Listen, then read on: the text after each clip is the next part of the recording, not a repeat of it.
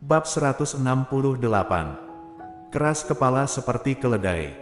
Memperlakukannya sebagai suap.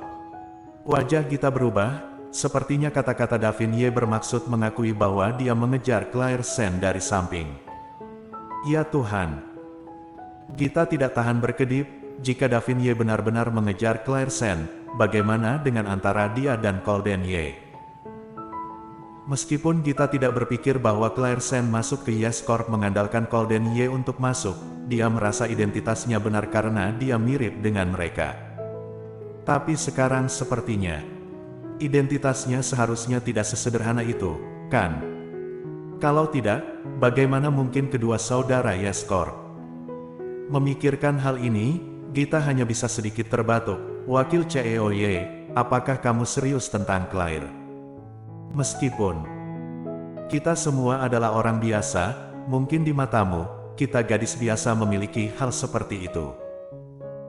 Tapi aku ingin menjelaskan, Wakil CEOY, kami juga memiliki martabat. Claire Sen baru saja diturunkan oleh CEOY, dan Wakil CEOY. Dia ragu-ragu, dia berkata setengah-setengah, dia tidak berani mengatakan sama sekali, karena takut akan menyinggung pihak lain secara tidak sengaja. Tapi Davin Ye masih mengerti arti kata-katanya dan tersenyum sedikit. Aku tahu maksudmu, jangan khawatir, aku bukan orang seperti itu. Gita, apakah kamu benar-benar tahu apa yang aku maksud? Setelah dipikir-pikir, Gita merasa bahwa Davin Ye bukanlah orang yang seperti itu, dia biasanya seorang pria terhormat di perusahaan. Tetapi dia belum pernah melihat orang yang benar-benar dia pedulikan, meskipun semua orang mengatakan bahwa jika kamu bisa jatuh cinta dengan Wakil CEOY, Wakil CEOY pasti menjadi kekasih yang paling lembut. Tapi Gita selalu merasa bahwa senyumnya tidak bisa mencapai bagian bawah matanya, dan bahkan membuat orang merasa terasing.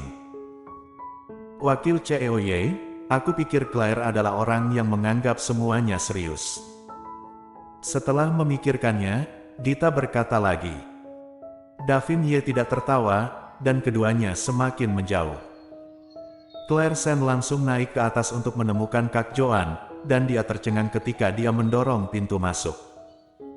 Karena orang di kantor hari ini bukanlah Kak Joan, tapi Golden Ye. Bagaimana kamu akan berada di sini? Golden Ye mendongak, menatapnya dengan dingin. Kenapa? Kontrak diberikan kepadamu, dan tempat itu milikmu. Claire Sen. Aku tidak bermaksud begitu. Setelah berbicara, dia berjalan dan meletakkan barang-barang di tangannya di atas meja.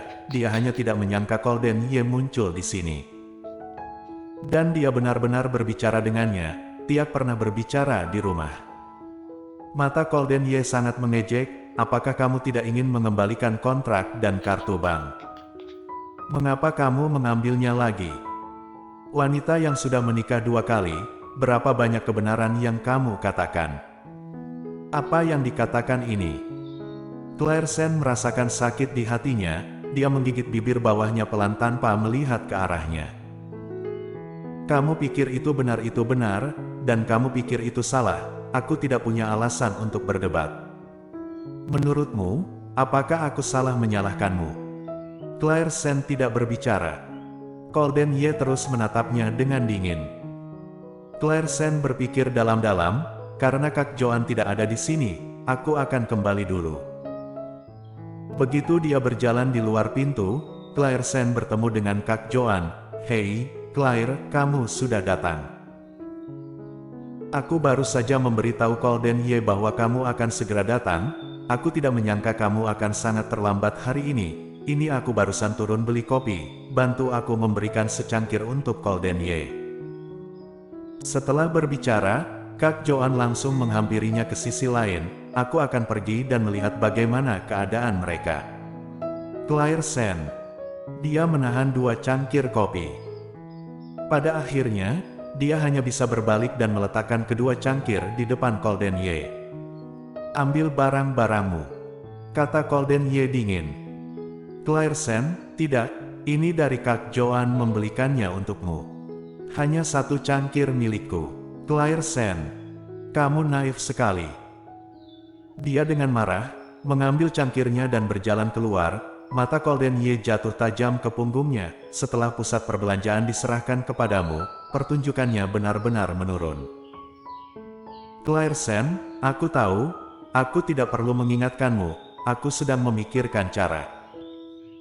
Golden Ye, apakah kamu memikirkan cara untuk membuat performanya semakin menurun? Claire Sen mengepalkan tinjunya dan berbalik untuk menatap mata Golden Ye. Kamu tidak perlu mengejekku seperti ini, aku telah belajar keras dengan Kak Joan baru-baru ini. Jika kamu merasa bahwa aku tidak memenuhi syarat untuk pekerjaan ini, kamu dapat menarik kontraknya, aku pasti akan memberikan dengan kedua tangan dan tidak akan menolaknya. Golden Ye menatapnya, dan mengatakan hanya beberapa kata tentang dia dan berkata langsung bahwa dia ingin mengembalikan barang-barang itu padanya. Setelah sekian lama, temperamennya belum dihaluskan sama sekali, dia masih keras kepala seperti keledai. Melihat dia tidak berbicara lagi, Claire Sen juga tidak repot-repot berbicara dengannya. Ketika Kak Joan datang, suasana di sini sangat kaku, tidak ada yang berbicara. Dia melirik Golden Ye dan Claire Sen, dan kemudian mengangkat bibirnya, ngomong-ngomong, haruskah kita pergi makan malam di malam hari? Mendengar, hati Claire Sen bergerak, dan sudut matanya menatap Golden Ye tanpa sadar. Jika kita bisa pergi makan bersama, mungkin itu bisa meredakan suasana antara dia dan Golden Ye, lalu dia bisa menjelaskan padanya apa yang terjadi hari itu. Meskipun beberapa hari telah berlalu, Claire Sen masih merasa sedih, bagaimanapun juga kata-kata itu benar-benar berlebihan dan berlebihan. Setelah sekian lama, dia masih merasa bahwa kata-kata itu terlalu berlebihan. Jadi Kak Joan menyebutkan bahwa dia akan makan bersama, dan Claire Sen tiba-tiba merasa bahwa ajakan ini bagus. Sudut matanya menatap penuh harap ke arah Golden Ye, dan suara dingin Golden Ye juga berdering pada saat ini. Tidak, dia langsung menolak. Hati Claire Sen dingin, dan matanya sedikit kecewa. Kak Joan memutar matanya, mengapa kamu menolak? Golden Ye, ayo kita pergi bersama. Claire Sen juga datang. Setelah berbicara, Kak Joan mendorong Claire Sen, benarkah Claire Sen? Dia menolak, dan Claire Sen hanya menjawab, terserah. Nadanya sangat buruk, seolah-olah dia tidak peduli sama sekali. Dia sebenarnya kecewa, Golden Ye tidak pergi juga, apa urusannya dengannya? Kenapa dia harus selalu mengkhawatirkannya?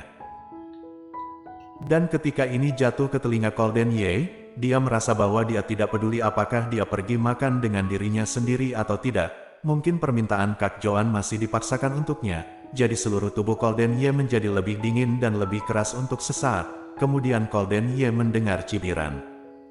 Kak Joan benar-benar tidak pergi.